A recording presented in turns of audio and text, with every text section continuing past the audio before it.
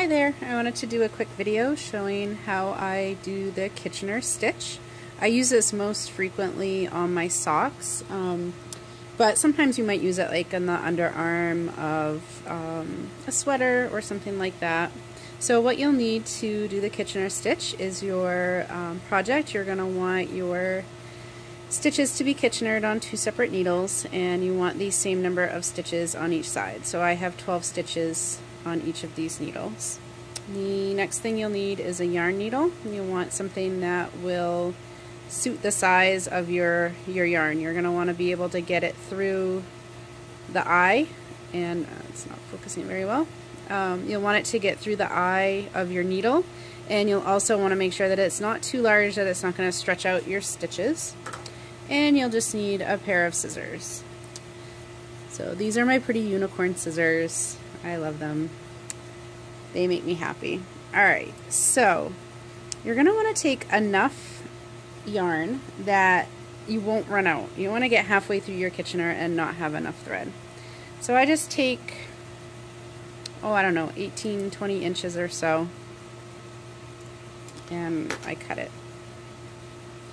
And I'm going to show you in the video my method for using Kitchener. It's the same stitch, but I just sort of have a way that I think about it that makes it easy to remember. So when I first started doing Kitchener, I would have to look it up every single time, and I couldn't remember what step I was on, and if I needed to stop and put it down, it was like the end of the world. I just couldn't figure out where I had been and where to pick up. So what I'm going to show you is basically just using a method to make the Kitchener stitch a little easier to remember where you are.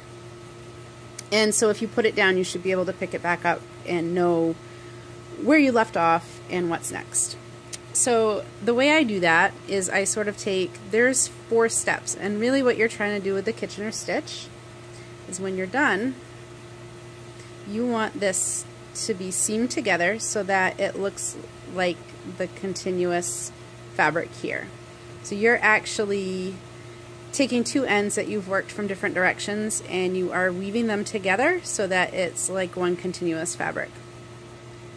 And so normally what you want to do when you do this is you follow the steps, and it makes it so that you take, kind of like here, you go up through behind there, you come back in, and you go under. So it's this series of loops that make up the stitches. And part of what you're doing is when you put it in the needle in a certain way, you are turning the stitch into a certain orientation that's gonna give it this look like what you already have here. So the first thing we're gonna do is our setup stitches. Now this is to get the stitches turned in the way you want them. And when you're doing the Kitchener stitch, you have sort of a setup stitch, and then you have another stitch. So it kind of breaks down in normal instructions into 4 steps. So you're going to do a stitch where you take it off, and then you're going to do a stitch where it stays on, and then you come back here and you do a stitch where one comes off and a stitch where one stays on. And what I do a little bit differently that it makes it easier for my mind to keep straight is I do the front as 1 step and the back as 1 step. So then in my mind it becomes 2 steps instead of 4. So first we're just going to do our setup stitches. So we're not going to go off on the first one because we need to get these stitches oriented properly. And because we didn't have a stitch before it, we haven't done the stitch where it stays on. So first we're going to do a stitch where it stays on. And so you're going to put your needle in purlwise on your first stitch, and you're going to pull it through, and that one stays on. Okay. And I like to give it a nice tug. I've done this so many times, I kind of know how much I need to tug on it to get it to look the way I want. But when you go through, if the stitches don't look quite the same tension as the rest of your fabric, you can always go through with the tip of your needle and tighten them up. Okay, so we have done purl on the front, and now we're going to do a knit on. Normally we would do we would take one off and then we would do this step. But because we didn't have a previous stitch on this needle, we're just going to knit it and it stays on.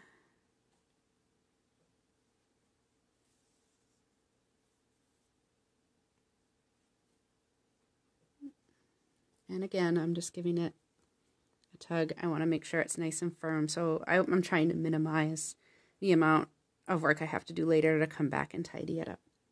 Okay, so now we're in a position where we're going to start our regular seaming here for the Kitchener. So you're going to look at it as the front needle and the back needle, and I kind of like to think of it as knit and purls.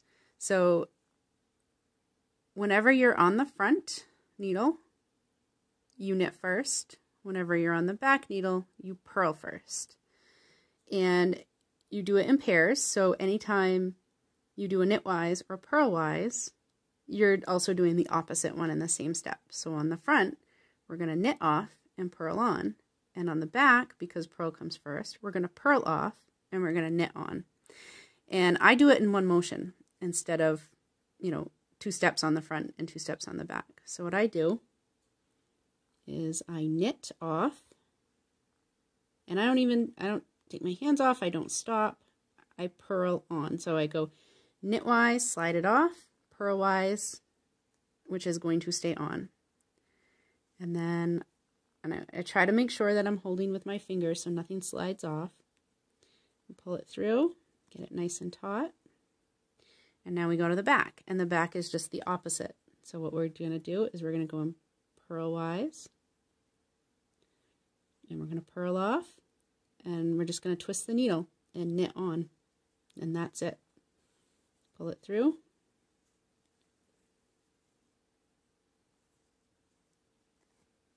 Give it a good tug.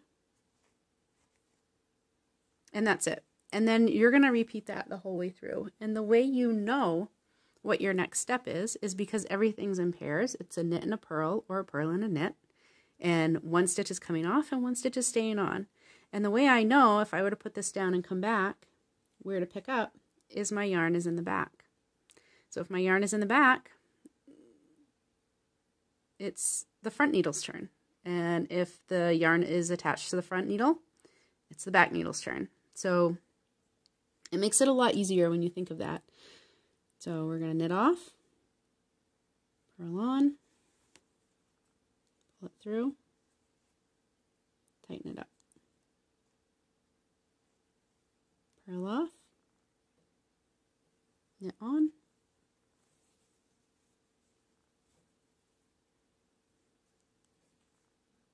and that's it. So I will probably speed up this video so you don't have to sit here and watch me do all 12 stitches. And because when we get to the end, again, you get to a point where you have fewer than 2 stitches on each needle, and you're going to have to do something a little bit different. So still pretty easy, but I'll show it to you anyway. This yarn actually is, because I know some people might ask, this came from On the Round. So there's a lady named Rachel, who I believe is in Rockland, Maine, which is near where I live.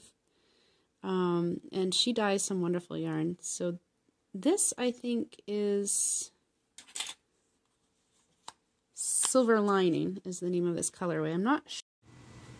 Okay, so we were doing a video, and my phone ran out of memory, so I had to go delete a bunch of stuff. So instead of forwarding, I am now at the end. I will just show you the end. I actually had to pick this out and redo it. So we're at the last 4 stitches, and we are going to do these 2 like we normally would, because we have 2. So we will knit off and purl on,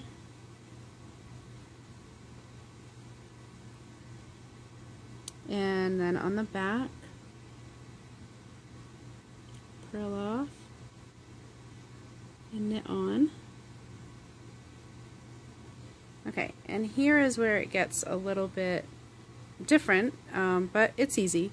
So you don't have 2 stitches to do 2 things to. So basically all you do is, right, we would normally knit off, so we knit off. There is nothing to keep on, so we just move to the next one and we purl off, and that's it. So you're done with your needles now. And then what I like to do, I don't like this to pop up, but I find I actually like stick my hand in the sock. And I find if I look at the bump and I sort of go right over the biggest part of the bump and weave it back down in. And usually I pull this through, but I just want to show you from this side. It sort of smooths it down so that it doesn't like have a big spot poking up. I don't want a bump there. I want it to be nice and smooth. So if you kind of pick that biggest spot and pull it down through there, then that will do what you need it to do. And I actually kind of am wondering if when I picked it out, if maybe I did something wrong in here. Because I actually finished it and then I ran out of memory. So I had to pull out, I didn't want to knit a whole other sock. I pulled out my Kitchener and put the stitches back on the needle, so I may have put them in the wrong order in that way. But then I just weave my ends in, and that gives you that nice toe. And once we block the sock, of course, it will look very nice. I typically don't block socks that are for me to wear because my foot is going to be in it, and I don't really care if it looks pretty before I put it on. But there is my finished sock with my Kitchener stitch. So if you have any questions, go ahead and put them in the comments below. Hopefully this video has been helpful. If it is, please feel free to give it a thumbs up and like the video below and subscribe.